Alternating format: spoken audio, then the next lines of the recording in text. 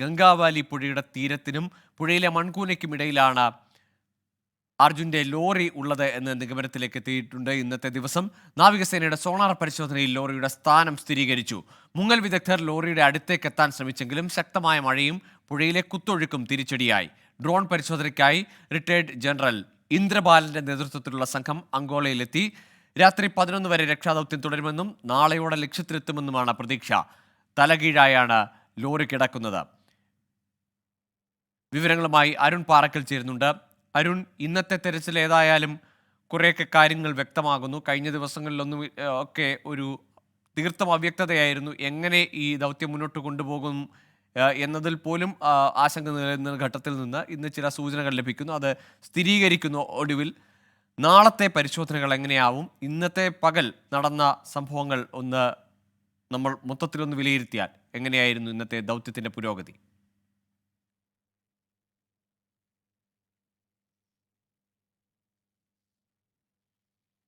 ഗോകുൽ, ഇന്ന് രാവിലെ തന്നെ വലിയ പ്രതീക്ഷയോടുകൂടിയാണ് ഈ തെരച്ചിൽ ആരംഭിച്ചത് എന്നുള്ളതാണ്. ദൗത്യസംഘം വലിയ പ്രതീക്ഷയിലായിരുന്നു.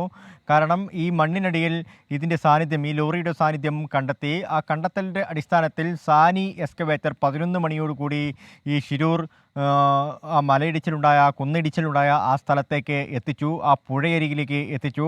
ഉച്ചയ്ക്ക് തുടങ്ങിയ തെരച്ചിലിൽ ഏകദേശം 1 മണിയോടുകൂടി ഈ പുഴക്കരയിൽ തുടങ്ങിയ തെരച്ചിലിൽ ഒടുവിൽ നാവികസേനയുടെ സ്കൂബ ടീമും അതുപോലെ തന്നെ ആർമിയുടെ ടീമും വിവിധ ബോട്ടുകളിലായി പുഴയിലേക്ക് ഇറങ്ങി പരിശോധന തുടങ്ങി. ഈ കുന്ന്, അതായത് ഈ മല ഇടിഞ്ഞ് പുഴയ്ക്ക് നടുവിലേക്ക്, ആ പ്രദേശത്ത് 500 മീറ്ററോളം വീതിയുണ്ട്.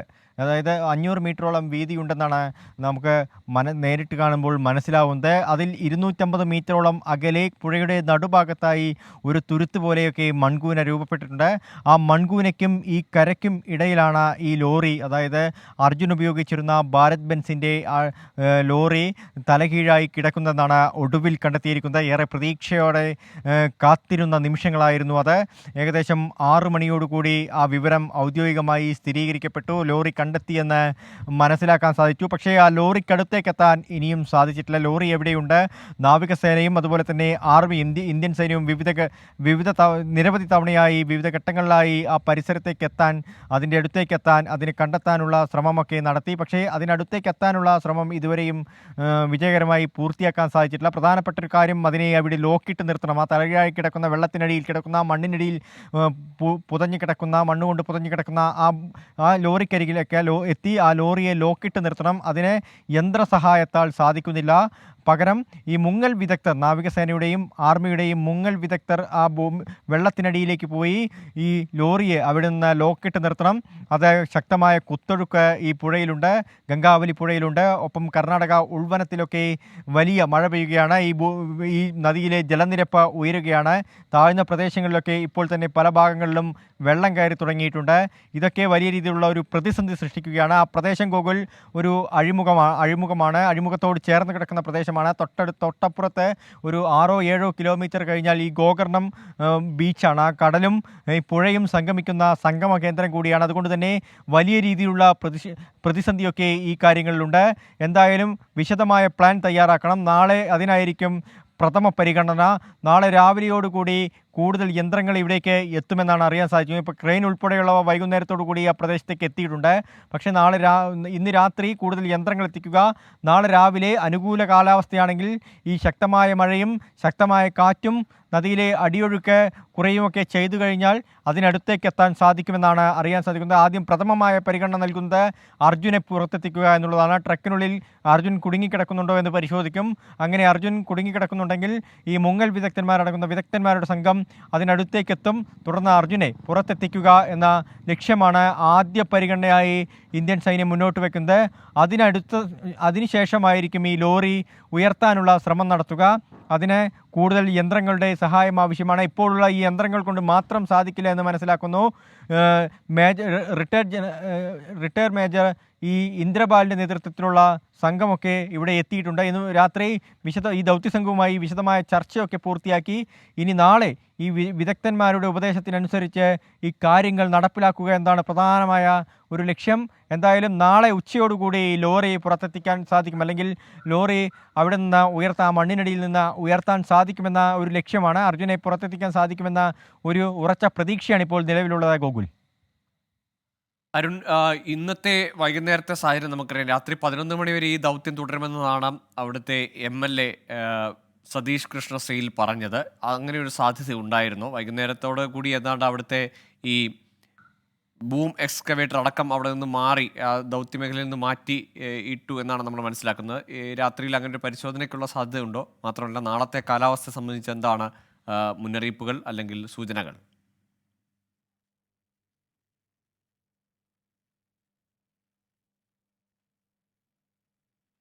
ഗോകുൽ, ഇന്ന് വൈകുന്നേരത്തോടു കൂടി ഏകദേശം 7 മണിയോടുകൂടി ഈ പ്രദേശത്തെ ക്രെയിനും അതുപോലെ തന്നെ സാനി എക്സ്കവേറ്ററും JCBകളും ഉൾപ്പെടെയുള്ള യന്ത്രങ്ങളൊക്കെ തന്നെ അവിടെ നിന്ന് മാറ്റിയിട്ടുണ്ട്. ഇപ്പോൾ ഒരു ടാങ്കർ ലോറിയും അതിൽ ഘടിപ്പിച്ച ലൈറ്റും മാത്രമാണ് ആ പ്രദേശത്തുള്ളത്. മറ്റ് വാഹനങ്ങളൊക്കെ സൈഡിലേക്ക് മാറ്റിയിട്ടുണ്ട്. അതിന് പ്രധാനപ്പെട്ട ഒരു കാരണമെന്ന് പറയുന്നത് മഴ ശക്തമായി പെയ്യുകയാണ്. ഈ ശിരൂർ കുന്ന് എപ്പോൾ വേണമെങ്കിലും ഇടിയാവുന്ന ഒരു സാഹചര്യമൊക്കെ ഉണ്ട്. മലവെള്ളപ്പാച്ചിൽ, അതായത് മലയിൽ നിന്ന് വെള്ളം ഇപ്പോഴും ഒഴുകിക്കൊണ്ടിരിക്കുന്ന ഒരു സാഹചര്യമുണ്ട്. അതിനനുസരിച്ച് ഈ കുന്നിൽ നിന്ന് മണ്ണ് ഇങ്ങനെ താഴേക്ക് ഊർന്നിറങ്ങുന്ന സ്ഥിതിയൊക്കെ നമ്മൾ നേരിട്ട് കാണുമ്പോൾ മനസ്സിലായതാണ്. അതുകൊണ്ടാണ് ഈ വാഹനങ്ങൾ രാത്രി സമയങ്ങളിൽ അവിടെ നിന്ന് മാറ്റിയിടുന്നത്. രാത്രി സമയത്ത് തെരച്ചിൽ ഇന്ന് 11 മണി വരെ ഈ വാഹനം ഉയർത്താനുള്ള ശ്രമം, അല്ലെങ്കിൽ അർജുനെ പുറത്തെത്തിക്കാനുള്ള ശ്രമം നടത്തുമെന്ന് പറഞ്ഞിരുന്നു. പക്ഷേ അതിന് പ്രതികൂലമായി നിന്നത് കാലാവസ്ഥയാണ്. ആ കാലാവസ്ഥയെ തരണം ചെയ്തുകൊണ്ട് ഈ പ്രതികൂലമായ അന്തരീക്ഷങ്ങളെയൊക്കെ പ്രതിരോധിച്ചുകൊണ്ട് എങ്ങനെ മുന്നോട്ട് പോകാമെന്നാണ് പ്രധാന പ്രശ്നം. എന്തായാലും നാളെ ഉച്ചയോടുകൂടി നമ്മൾ കാത്തിരുന്ന നിമിഷത്തിലേക്ക് കാര്യങ്ങൾ കടക്കുമെന്നാണ് മനസ്സിലാക്കാൻ സാധിക്കുന്നത്. ഈ അർജുൻ ആ ലോറിക്കുള്ളിൽ കുടുങ്ങിക്കിടപ്പുണ്ടെങ്കിൽ ആ ക്യാബിൻ പരിശോധിച്ച് അത് കണ്ടെത്തിയാൽ അർജുനെ പുറത്തെത്തിക്കുമെന്നാണ് നമുക്ക് ഇന്ത്യൻ സൈന്യത്തിൽ നിന്നും അതുപോലെ തന്നെ നാവികസേനയിൽ നിന്നും ലഭിക്കുന്ന വിവരം. എന്തായാലും നാളെ ഉച്ചയോടുകൂടി ആ കാര്യങ്ങൾ നടക്കും. അത് നടപ്പിലാക്കാനുള്ള മാസ്റ്റർ പ്ലാൻ, അന്തിമമായ ഒരു പദ്ധതി തയ്യാറാക്കി കഴിഞ്ഞു, വ്യക്തമായ പദ്ധതി തയ്യാറാക്കി കഴിഞ്ഞു. ഈ വിദഗ്ധന്മാരുൾപ്പെടെയുള്ള സംഘം ഇന്ന് 5 സംഘം ഡൽഹിയിൽ നിന്നെത്തിയിരുന്നു. അവരുടെ ഒരു യോഗം ഇന്ന് വൈകുന്നേരത്തോടു കൂടി ചേർന്നു. അതിനുശേഷം ഈ പദ്ധതി തയ്യാറാക്കിയിട്ടുണ്ട്. എന്തായാലും നാളെയോടുകൂടി ഈ പദ്ധതി വിജയകരമായി നടപ്പിലാക്കുക എന്നുള്ളതാണ്. AB എന്നിങ്ങനെയാണ് ഈ പദ്ധതി തയ്യാറാക്കിയിരിക്കുന്നത്. ഒന്ന്, ഈ വാഹനം പുറത്തെത്തിക്കാനുള്ള നീക്കം, അർജുനെ പുറത്തെത്തിക്കാനുള്ള നീക്കം അത് തയ്യാറാക്കിയിട്ടുണ്ട്. ഒപ്പം ഈ ശക്തമായ അടിയൊഴുക്ക്, പ്രതികൂലമായ കാലാവസ്ഥ, ഇതിനെയൊക്കെ തരണം ചെയ്തുകൊണ്ട് അങ്ങനെ ഉണ്ടായിക്കഴിഞ്ഞാൽ അതിനെ എങ്ങനെ തരണം ചെയ്യാമെന്നതും അടിസ്ഥാനമാക്കി ഒരു B പ്ലാനും തയ്യാറാക്കിയിട്ടുണ്ട്. എന്തായാലും ഈ പദ്ധതികളൊക്കെ തന്നെ നാളെ നടപ്പിലാക്കുമെന്നാണ് നമുക്ക് മനസ്സിലാക്കാൻ സാധിക്കുന്നത്. ഗോകുൽ, ഒപ്പം ഈ നാളെ എത്തുന്ന പുതിയ സാങ്കേതിക സംവിധാനങ്ങൾ ഉപയോഗിച്ചുകൊണ്ട് പ്രത്യേകിച്ച് ഈ പരിശോധനകൾ, അതിൽ ഈ ഡ്രോൺ ഉപയോഗിച്ചുള്ള പരിശോധനയിൽ കുറെ കൂടി കൃത്യതയോടുകൂടി ഇപ്പോൾ തന്നെ ഏതാണ്ട് ലോറി ഉറപ്പിച്ചിട്ടുണ്ട് എവിടെയാണ് എന്നത് അവർ കൺഫേം ചെയ്യുന്നുണ്ട്. അതിനപ്പുറത്തേക്ക് ആ ദൃശ്യങ്ങൾ എത്ര താഴ്ചയിലേക്ക് അല്ലെങ്കിൽ എവിടെയാണ് എക്സാക്ട് പൊസിഷൻ എന്ന് ഉറപ്പിക്കാൻ കഴിയുന്നുണ്ട്. മറ്റ് കോസ്റ്റ് ഗാർഡിൻ്റെ പരിശോധന, അങ്ങനെ പല തരത്തിലുള്ള പല സേനകളുടെ പല തലത്തിൽ നിന്നുകൊണ്ടുള്ള പരിശോധനകൾ നാളെ നടക്കില്ലേ?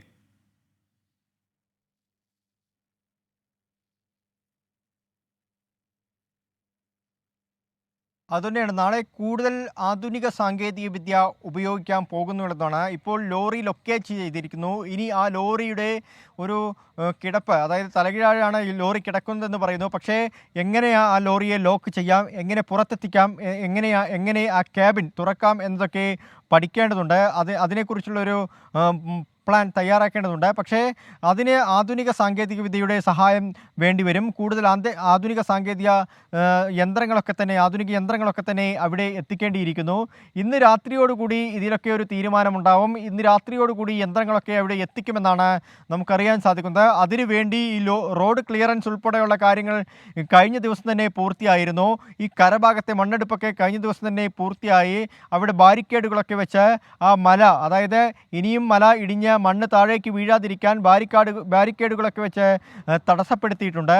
റോഡിലേക്ക് എളുപ്പത്തിൽ വാഹനങ്ങൾ എത്തുക, അർജുനെ കണ്ടെത്തിയാൽ ഉടനെ തന്നെ ആശുപത്രിയിലേക്ക് മാറ്റാൻ സാധിക്കുമെങ്കിൽ അതിനുള്ള സൗകര്യങ്ങളൊക്കെ തന്നെ ചെയ്യുക എന്നുൾപ്പെടെയുള്ള കാര്യങ്ങളൊക്കെ തന്നെ പൂർത്തിയാക്കി കഴിഞ്ഞു.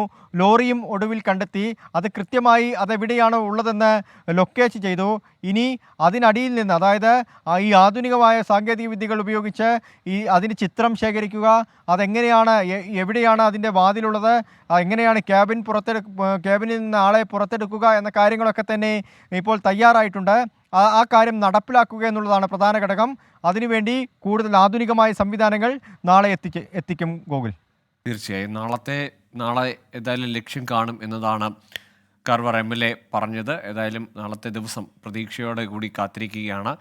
ഏതായാലും ഏറെ നിർണായകമായ പല നീക്കങ്ങൾ നടത്തേണ്ട ദിവസമാണ്. ലോറി ഏതായാലും ലൊക്കേറ്റ് ചെയ്യുമ്പോൾ ആ ലോറിയുടെ ക്യാബിനുള്ളിൽ അർജുൻ ഉണ്ടോ എന്ന് ഉറപ്പിക്കേണ്ടതുണ്ട്. ആദ്യ പരിഗണന അർജുനെ പുറത്തെത്തിക്കുന്നതിന് വേണ്ടിയാണ്. അർജുൻ ഇത്ര ദിവസങ്ങൾ പിന്നിടുമ്പോൾ അർജുൻ്റെ കാര്യത്തിൽ എന്താണ് പ്രതീക്ഷ എന്നത് നമുക്ക് അറിയില്ല. പക്ഷേ അപ്പോഴും അർജുനെ കണ്ടെത്തി എന്നൊരു ആശ്വാസ വാർത്ത തന്നെയാണ് നമ്മൾ കാത്തിരിക്കുന്നത്. ഏതായാലും നാളത്തെ തെരച്ചിൽ അത് രാവിലെ തന്നെ ആരംഭിക്കും. പല വഴിക്കുള്ള തെരച്ചിലൊപ്പം റെസ്ക്യൂ ഓപ്പറേഷൻസാണ് നാളെ അവിടെ നടക്കാനിരിക്കുന്നത്. അരുൺ പാറക്കിലാണ് വിശദമായ വിവരങ്ങൾ നൽകിയത്.